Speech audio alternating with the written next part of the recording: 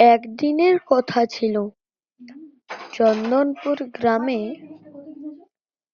এক বান থাকতো। সেটাতে কিন্তু অনেক মাছ থাকতো। তাতে মালিক হচ্ছে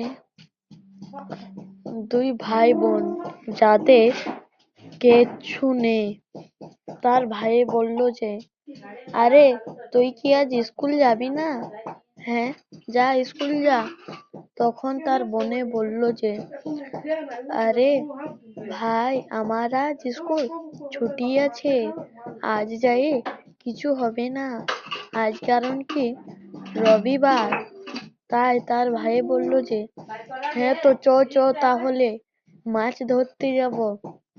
সেই করে দুই ভাই বোন তারা দু ভাই বোন কিন্তু আস্তে আস্তে আগে যেতে লাগে।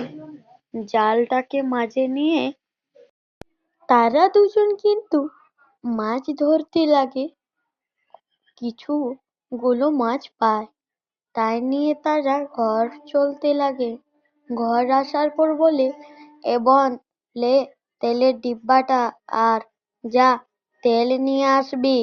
তাই করে তার বোনকে তেলের ডিব্বাটা বলে, এই নে।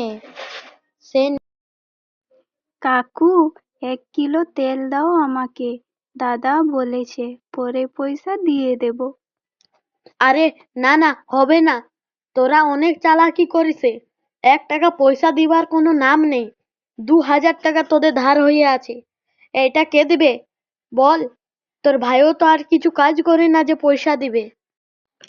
কি হলো তোর? তুই তেল আনতে গেছিলি, ডিব্বা কোথায়? হ্যাঁ, আর তুই তেল আনি না? আমার তো মাছ ধোয়া হয়ে গেছে।